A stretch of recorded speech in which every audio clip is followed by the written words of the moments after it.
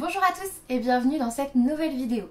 Aujourd'hui j'ai décidé de vous faire une première partie du book haul de septembre parce que j'ai déjà une vingtaine de livres à vous présenter, du coup ça fait déjà beaucoup pour un book haul, donc j'ai décidé de couper le book haul de septembre en deux. Et oui, que voulez-vous, je ne suis toujours pas raisonnable. Du coup on va commencer par mes services presse. Le premier service presse reçu c'était un Diva Romance, donc Nous danserons encore sous la pluie.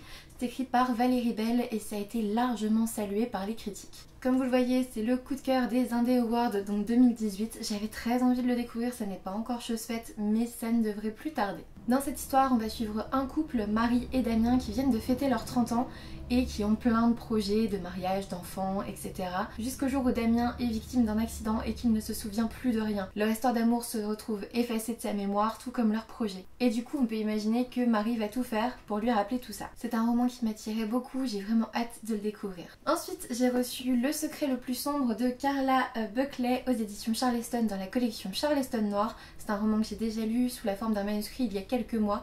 J'avais vraiment adoré. En fait, on va suivre une petite famille avec un jeune garçon qui s'appelle Tyler, qui est atteint de Xeroderma pigmentosum. Donc vous savez, cette maladie des enfants de la lune, c'est-à-dire la maladie des enfants qui ne supportent pas le soleil. En gros, quand il va au soleil, il n'a aucune protection au niveau de sa peau et elle brûle tout de suite et en gros ils sont à risque de cancer de la peau, etc. Donc c'est pour ça qu'on les appelle les enfants de la lune. En fait, ce sont des enfants qui sortent surtout la nuit, voilà, ou qui sont constamment dans le noir, il faut des ampoules spéciales, etc. Et du coup, déjà, on est dans une famille très particulière avec une mère très protectrice et ce fragile équilibre va être totalement anéanti lors d'un événement que je ne peux pas vous dire sinon je vous spoil, mais c'est dès le début un événement très compliqué à gérer pour la maman et tout va s'effondrer en fait. On va découvrir les travers de chaque personnage de la famille. J'ai adoré, j'ai adoré. Vous avez mon avis par ici. On me mentionne par ici, c'est toujours agréable d'avoir son nom sur un bouquin terminé, ça fait toujours super plaisir. Ensuite, je suis vraiment ravie parce que j'ai eu un nouveau partenariat avec les éditions Nathan qui m'ont envoyé Le goût amer de l'abîme de Neil Chesterman, donc aux éditions Nathan. C'est un roman que j'avais très envie de découvrir, c'est ma lecture en cours, enfin l'une de mes lectures en cours parce qu'en fait j'ai 3 livres en cours. Dans cette histoire, on va suivre un jeune homme qui est schizophrène et l'auteur sait vraiment de quoi il parle parce qu'il a lui-même un fils schizophrène. Il avait aussi un meilleur ami schizophrène, bref. On sent dès le début, j'ai lu 20 pages, pour le coup j'ai lu vraiment 25 pages et en fait dès le début on sent que l'auteur il sait vraiment de quoi il parle. Le roman est très particulier et je pense que la plupart des booktubeurs vous le diront, peut-être qu'il est particulier, genre spécial et que les gens ne vont pas vraiment l'apprécier à cause de ça. Mais ils ont une pensée désorganisée tout comme ce roman est désorganisé, donc je trouve ça vraiment génial et je pense que je vous ferai une vidéo dédiée sur ce roman parce que je vous expliquerai peut-être un petit peu à quel point ça vaut le coup, à quel point c'est proche de la psychiatrie réelle et je pense que ça pourrait être intéressant. N'hésitez pas à me dire si une vidéo comme ça pourrait vous intéresser vous, parce que si vous me dites que vous n'en avez rien à faire, peut-être que je la ferai pas, tout simplement. Ensuite pareil, un nouveau partenariat, j'ai reçu Et il neigeait sur le Japon des éditions de la Rémanence, donc de Roger Reynal. J'ai vu ce roman pas mal passer, alors pas forcément sur les blogs mais sur d'autres sites. De ce que j'ai compris, on va être dans une romance entre un français et une japonaise. Ça se passe en France, donc c'est ça qui m'avait fait un petit peu hésiter, mais de ce que j'ai compris c'était vraiment très sympathique. J'ai hâte de découvrir ça, c'est pour ça que je l'ai demandé. J'avais très envie de découvrir ces différences de culture entre les deux protagonistes et je sais pas, ça avait l'air trop bien. Déjà rien que la 4ème de couverture il y a déjà écrit en japonais et de ce que j'ai vu c'est qu'à chaque fois, à chaque nom de chapitre, il y a aussi le nom du chapitre en japonais. Et je trouve ça trop bien, voilà, histoire d'être bien immiscée dans le partage des cultures. Ça m'allait bien. C'est tout pour les services presse reçus en ce début du mois de septembre. Alors je vous avoue que depuis le moment où j'ai fait cette liste pour ce premier book haul, j'ai reçu d'autres services presse, mais du coup je vais les mettre dans la seconde partie du book haul de mois de septembre parce que j'ai quand même beaucoup d'achats et je pense que le but c'est quand même de vous faire 2 vidéos d'une longueur assez moyenne. Ça va pas durer 2 minutes mais je voudrais bien que ça ne dure pas non plus 20 minutes quoi. Mon premier achat de septembre c'était une BD qui me faisait très envie, je l'ai acheté à sa sortie. C'était Dreams Factory, donc le tome 1, La neige et l'acier de Amon Suebzako et Sayafum. c'est difficile à dire. Donc aux éditions du Soleil dans la collection Métamorphose. Oh, regardez-moi cette beauté. Elle est vraiment magnifique. Je ne l'ai pas encore lu au moment où je vous tourne cette vidéo, mais vu que j'ai envie de la lire cet après-midi, je pense que vous aurez déjà mon avis sur le blog. Vu qu'on est aujourd'hui jeudi, je compte publier mon avis demain ou samedi et cette vidéo samedi. Donc je pense que vous l'aurez. Je vais vous montrer un petit peu les planches. C'est trop beau. Voilà, j'ai trop envie de la découvrir, donc ça sera bientôt chose faite. Ensuite, j'ai craqué pour Les âmes perdues, le tome 1, donc Les terres du bas de Jeff Giles, ou Jeff Giles, je sais pas, chez Bayard. Donc c'est un roman qui me faisait super envie, j'en parle dans les sorties livresques de septembre, je crois, ou d'août, enfin dans une vidéo sortie livresque, ça c'est sûr. Dans cette histoire, on va suivre Zoé qui a 17 ans, qui a une vie bien pourrie, je sais plus qui elle a perdu. Voilà, son père est mort dans un accident de spéléologie. Et ses voisins ont été enlevés, enfin vraiment elle a pas de bol. Et elle se retrouve dans une forêt avec son petit frère où elle se fait agresser et elle se fait sauver par X, donc ex on va dire parce que X c'est quand même moche, qui n'est pas vraiment un chasseur de primes ordinaire. En fait il est envoyé par les enfers pour s'occuper des criminels qui échappent à la justice. Voilà. Du coup, je pense qu'il y aura une romance là-dessous. J'ai très envie de le découvrir. Je vais me le faire en lecture commune bientôt, à partir de lundi, je crois, on a dit.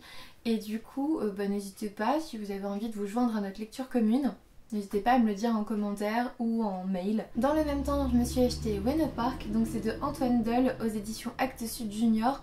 C'est un roman que j'ai beaucoup hésité à acheter. En fait, j'en parlais encore la dernière fois lorsque j'y allais à Martel, la librairie. C'est un roman qui fait quand même 13,50 € pour 120 pages quoi. Donc ça fait cher le roman quand même, mais bon. J'avais très envie de le découvrir. Je sais que ma soeur le lira aussi, donc je me le suis pris. Dans cette histoire, on va suivre 8 adolescents au Japon. Donc on va parler cerisier en fleurs. Et moi j'avais juste besoin de savoir ça pour me l'acheter. Je n'en dirai pas plus parce qu'il fait 120 pages, donc je vais le lire et j'en parlerai en point lecture. Ensuite, je me suis aussi acheté les tomes 2 et le tome 3 de The Promised Neverland. Je n'ai pas le tome 2 parce que je l'ai prêté à ma petite sœur, mais en gros, si vous voulez, j'ai lu le tome 1 et je l'ai tellement adoré que je me suis acheté directement les tomes 2 et tome 3, histoire d'avoir la saga au complet pour l'instant. Le tome 4 était annoncé pour octobre, je crois, donc pour l'instant j'ai lu tome 1, tome 2. J'attends un petit peu, le tome 3 je le fais un peu durer parce qu'après il faut attendre quoi.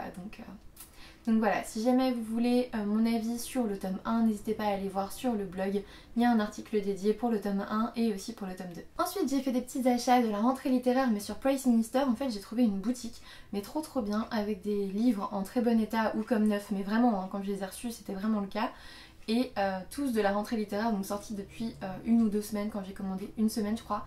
Donc j'étais très contente, très contente. Le premier que j'ai reçu c'était La tête sous l'eau d'Olivier Adam, donc dans la collection R, donc chez Robert Laffont. C'est un roman que j'avais très envie de découvrir. De ce que j'ai compris, on va suivre une famille, en gros Léa avait disparu et là elle revient et on suit cette famille à ce moment-là. J'ai pas envie d'en savoir plus, je veux juste le lire, surtout qu'il fait... 217 pages, donc clairement on va attendre de lire pour en savoir plus, sinon je pense que tout le résumé me spoil. Donc voilà, je vous en reparlerai très vite en point lecture. Ensuite je me suis trouvée Simple de Julie Estève, donc aux éditions Stock. J'avais trop envie de le lire, en fait ça parle d'un monsieur qui est considéré comme l'idiot du village. Vous savez, il y a toujours une personne qui est considérée comme ça dans les villages. Et en gros on va parler de sa relation qui était très étrange avec une adolescente je crois qui a été tuée des années avant. Voilà, une gamine de 16 ans retrouvée morte au milieu des pins dans les années 80. Du coup ce qui fait qu'il est appelé l'idiot du village, c'est que il est farceur, machin, c'est un bouc émissaire, il parle à sa chaise, enfin voilà, il y a des trucs un peu bizarres. Moi rien que ça j'avais très envie de le découvrir. Il fait, pareil, il est très court, hein. Il fait 200 pages, c'est méga aéré, hein. Les éditions Stock en général c'est écrit super gros. Donc on va le découvrir et puis je vous en dirai plus. Je pense que je ferai une vidéo rentrée littéraire parce que j'en ai fait une. J'ai fait un update lecture rentrée littéraire, donc première partie. Bah, je ferai une deuxième vidéo rentrée littéraire update lecture quoi, clairement. Parce que j'ai aussi acheté Confession d'une kleptomane de Florence Noisville, donc aux éditions Stock. Pareil, très aéré, 200 pages à peine. voilà, clairement, voilà. On va suivre en fait une dame qui est kleptomane du coup, et qui à un moment donné va voler le mauvais objet. Alors je sais pas ce que ça veut dire, mais j'ai pas envie d'en savoir plus parce qu'il est trop petit, donc je pense qu'il faut le découvrir comme ça sans en savoir trop. Ensuite, dans le même temps, sur la même boutique, j'ai trouvé Une douce lueur de malveillance, donc de Dan Caon, aux éditions Albert Michel. C'est un roman qui me faisait clairement de l'œil. Si vous voulez le déshabiller, on peut, hein, ça se présente comme ça. Voilà, c'est très canon. J'aime beaucoup. Dans cette histoire, on va suivre un psychologue qui a une vie bien rangée mais qui va être totalement bouleversé lorsqu'on va libérer un prisonnier. En gros, ce prisonnier qui est libéré, c'est lui qui avait permis de le mettre derrière les barreaux. Et du coup, le problème, c'est que c'était son frère, je crois, son frère adoptif. Et le problème, c'est qu'il y a des tests ADN qui l'innocentent en fait. Donc de ce que j'ai compris, ça va être un petit peu compliqué. Et puis il y a toute une histoire avec un patient, etc. Vous vous doutez que moi, psychologue, enfin moi je suis psychiatre, mais le fait qu'on suive un psychologue qui est plein de psychologie, rien que dans le résumé, ça m'attirait trop, il fallait que je le lise. Donc voilà, on va le réserver je pense lui pour octobre-novembre, hein, pas tout de suite. Ensuite bien sûr, début septembre, j'ai fait mes petits achats de la rentrée littéraire de début septembre, hein, niveau young adulte. Je ne pouvais pas passer à côté de Ash Princess, donc de Laura Sébastien aux éditions Albert Michel dans la collection Wiz. Je ne vous le présente plus, je pense que je ne vais pas vous donner le résumé, vous l'avez vu déjà partout. Et si jamais vous êtes intéressé quand même par le résumé, sachez que comme d'habitude, il y a les liens Amazon là juste en dessous. Vous avez juste à cliquer et puis vous aurez le résumé directement. Parce que là, pour le coup, j'ai déjà donné le résumé dans la vidéo sortie livresque. Donc je vais pas faire que ça, on en reparlera très vite parce que c'est un roman que je veux lire ce mois-ci. Donc je pense que ça sera bientôt fait. Ensuite, il s'agit à nouveau d'une lecture en cours. C'est le roman Le ruban rouge de Lucy Adlington aux éditions Pocket Jeunesse. Alors là, c'est un petit peu dur, hein, je vous avoue. On est dans un camp, le camp de Birchwood, au moment de la Seconde Guerre mondiale. On va suivre une jeune fille qui s'appelle Ella et qui fait tout pour survivre parce qu'elle a 14 ans et elle dit qu'elle en a 16 pour ne pas mourir dans une cheminée, comme elle le dit. Et en gros, elle va se retrouver dans un atelier de couture de ce camp. Birchwood, c'est surtout Auschwitz en fait.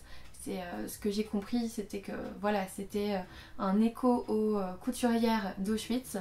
Donc c'est très prenant et c'est très haletant. C'est-à-dire que moi, mon cœur ne supporte pas très bien de lire ce roman. C'est-à-dire que je suis très tendue.